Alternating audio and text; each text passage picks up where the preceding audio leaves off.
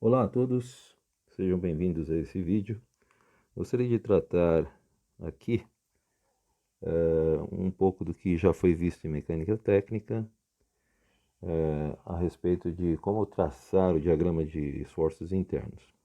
Dentre os diagramas de esforços internos, gostaria de ver aqui, em particular, o diagrama de força cortante. Então, como é que se faz isso? Imagine então essa situação que está na figura. Você tem uma viga biapoiada, né? Está apoiada aqui do lado esquerdo, apoiada do lado direito. Tem forças agindo, 12 kN, 6 kN, e tem aqui as distâncias marcadas. Primeiro nós vamos descobrir quanto é as reações em cada apoio. Vamos dar então nome para os apoios primeiramente. Vamos aqui chamar desse lado de A e desse outro lado aqui de B, tá? Então, você vai ter, fazendo um esquema aqui da viga, vamos imaginar aqui uma linha como se fosse a viga, nós teríamos aqui AY, AX, que seriam as reações de apoio, né? Nesse lado aí, né? Do lado esquerdo. Então, AX. Temos também aqui BY, além, né, das forças que já estão aí sendo aplicadas, né? A força de 12 newtons aqui, 12 kilonewtons, desculpa, e a força de 6 kilonewtons. Bom, o que a gente vai ter que fazer? Equilíbrio, né? Então, o equilíbrio, vamos começar fazendo, por exemplo, o equilíbrio em relação ao ponto A, né? Vamos fazer o momento das forças em relação ao ponto A igual a zero, tá? Deixa eu aumentar um pouco aqui o zoom. Vamos fazer o seguinte, trocar a cor. Então, soma de momentos em relação ao ponto A tem que dar igual a zero. Então, eu vou ter que fazer, por exemplo, 12 negativo vezes 1,8. Por quê? Porque a distância do 12 que está aqui, né? O 12 que está aqui até o ponto A é essa distância daqui até aqui no ponto A, que é 1,8. Da mesma forma, o BY, a distância dele é o dobro de 1,8, que é 3,6. Então, eu vou ter aqui mais BY, né? Vezes 3,6 e menos 6 vezes 3,6 mais 1,8 dá 4,8. Então, cada força tem um certo braço, né? Lembrando que força vezes braço dá um momento. Por que o sinal negativo? Por que o sinal negativo aqui, por exemplo, nesse primeiro? Porque o 12 em relação ao ponto A tende a girar no sentido do relógio, ou seja, sentido horário. Então, a gente coloca negativo. Enquanto que o 6 também. O 6 em relação ao A tende a girar no sentido do relógio, portanto é negativo. O BY não, como ele empurra aqui para cima em relação ao ponto A, ele vai tender a girar no sentido anti-horário, por isso que eu coloquei aqui positivo. Bom, se eu isolar aqui o BY, né, vai ficar 3,6 BY, passa para lá as contas que eu vou fazer, que é esse negativo, né? No total, o que eu vou ter vai ficar 12. Vamos passar só um sinal positivo, vai ficar 12 vezes 1,8, né? Mais 6 vezes 4,8. Então aqui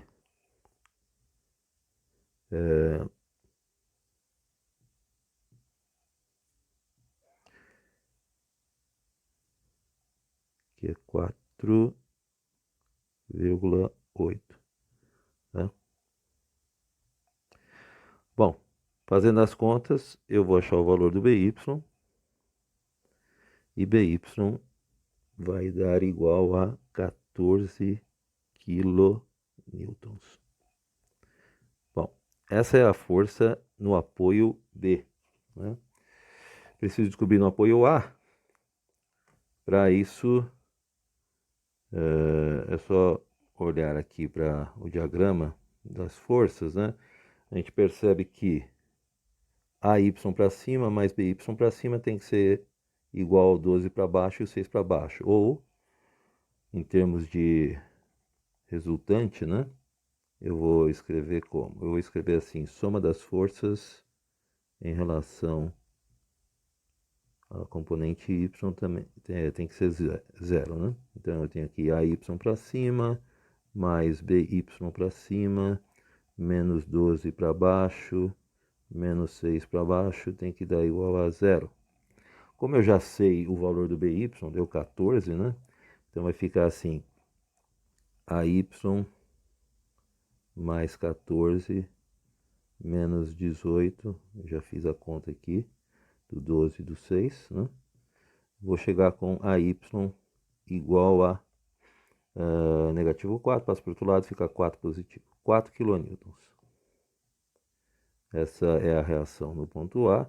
E se eu fizer a soma das forças na direção x igual a zero, eu vou ter que AX tem que ser zero, 0 quilonewtons, né? Bom, com isso já é possível a gente querer montar o diagrama de força cortante, tá? Eu vou fazer o seguinte, vamos continuar aqui embaixo. Eu vou desenhar de novo a viga simplificada, né?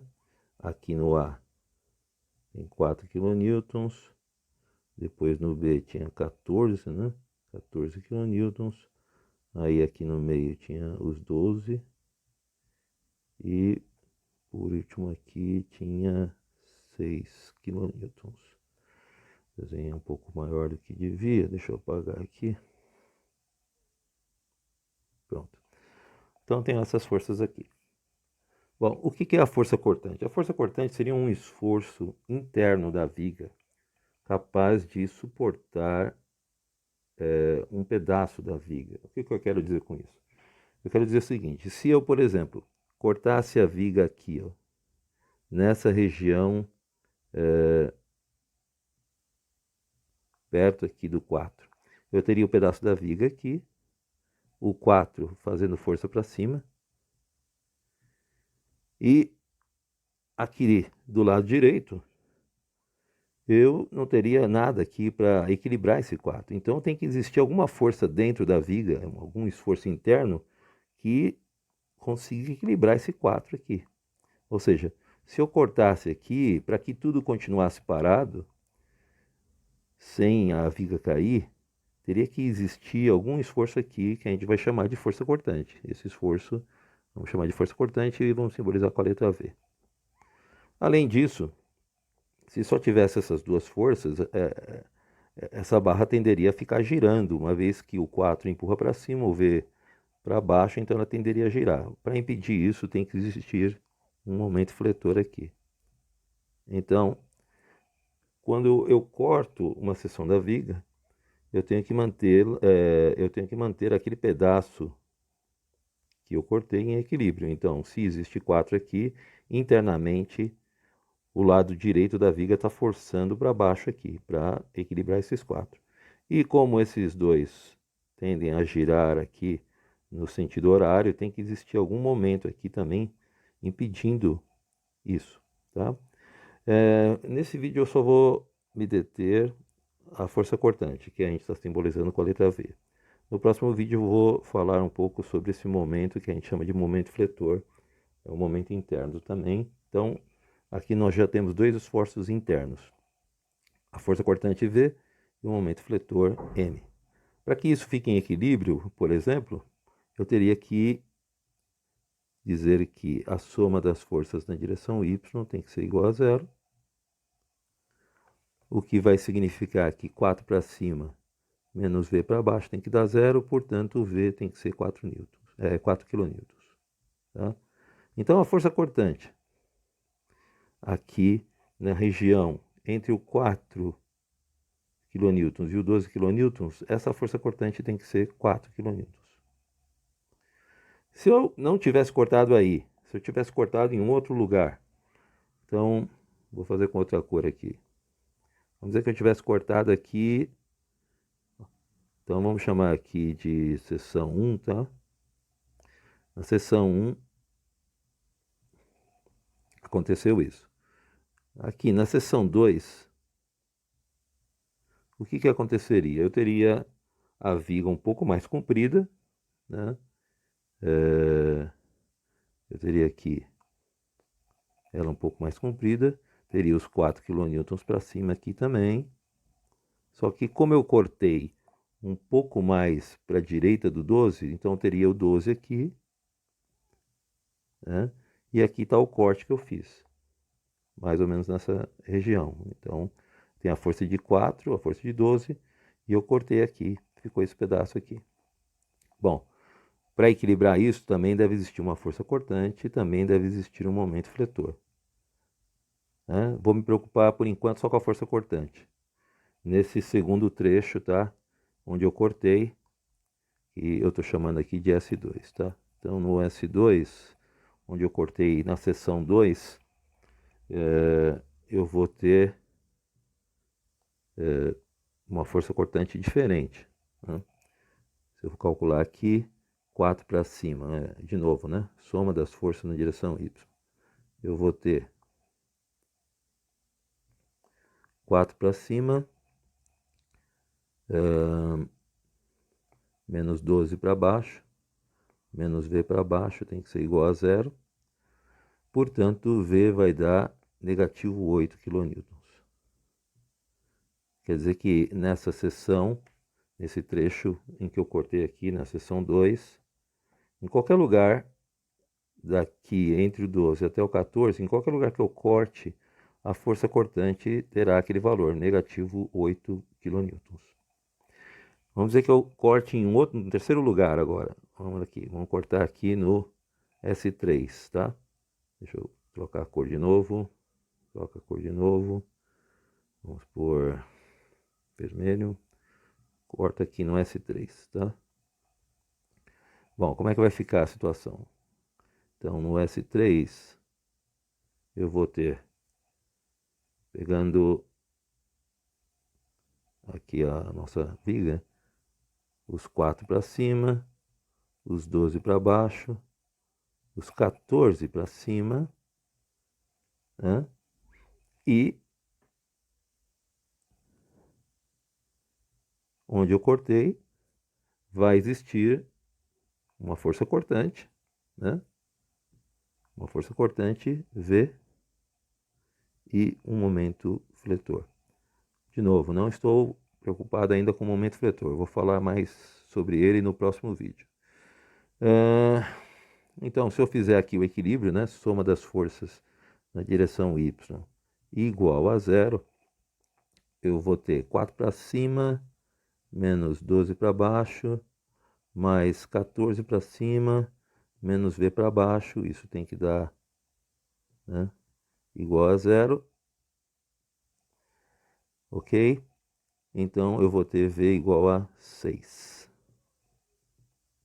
Bom, isso significa que em cada um dos trechos que eu fiz, a força cortante tem um valor diferente. No primeiro trecho, que vai desde o comecinho aqui, o ponto A até o 12, em qualquer lugar que eu corte aqui no S1, a força cortante dá 4.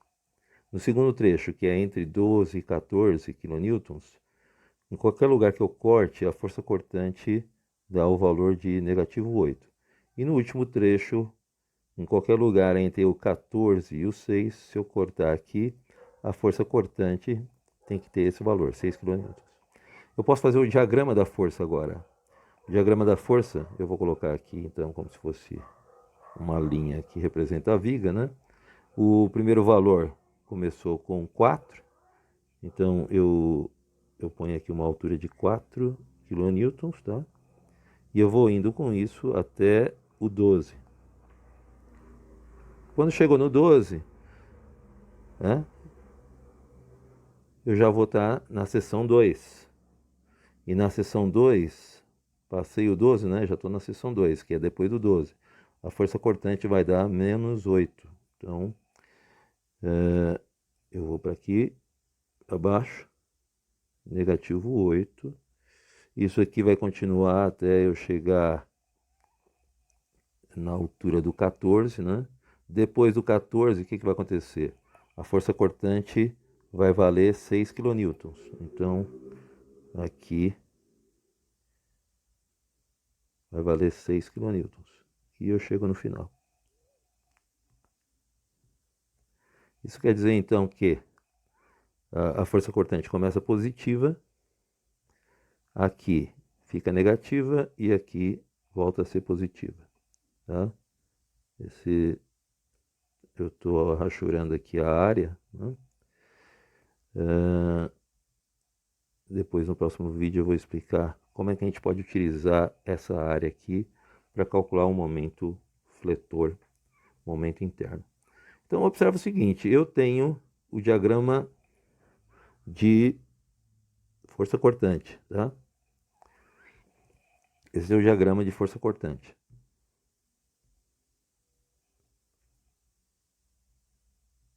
Diagrama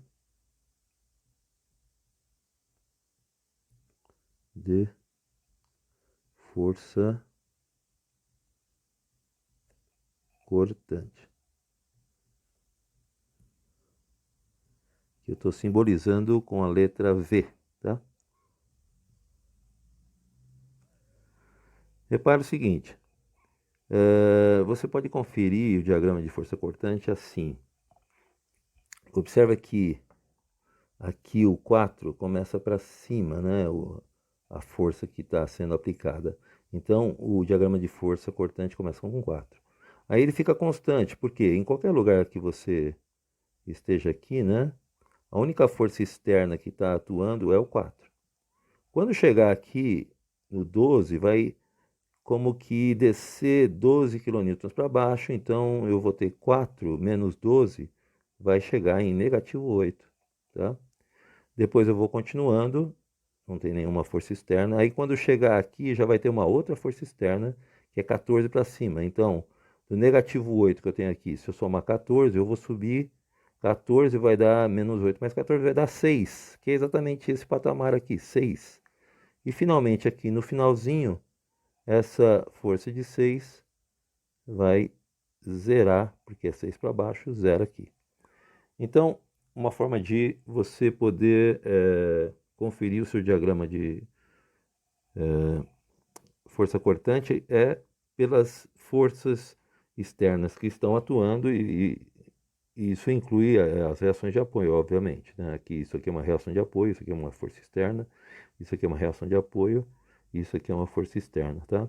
Então, de novo, começa com 4 para cima, por isso que começa aqui com 4, vai indo, vai indo, vai indo. Aí quando chegou aqui, desce 12 vai para menos 8. Aí vai indo, vai indo, vai indo. Quando chega aqui, sobe 14. Então de menos 8 sobe 14, vai para 6. Aí vai indo, vai indo, vai indo, vai indo. E finalmente chegou no 6 para baixo. Do 6 ele desce para o 0. Então eu vou parar o vídeo por aqui. Espero que tenha ficado claro como determinar o diagrama de força cortante, tendo o, o, essa configuração aqui da viga, né, com os esforços sendo aplicados externamente e as reações de apoio. Eu passei então primeiro pelo equilíbrio e depois em cada trecho eu fiz uma seção para poder determinar a força cortante em cada seção. No final, tracei o diagrama de força cortante e acabei conferindo com a situação que estava aqui. Tá? Era isso que eu queria transmitir para vocês nesse vídeo. Obrigado pela sua atenção e até a próxima oportunidade, se Deus quiser. Bye, bye.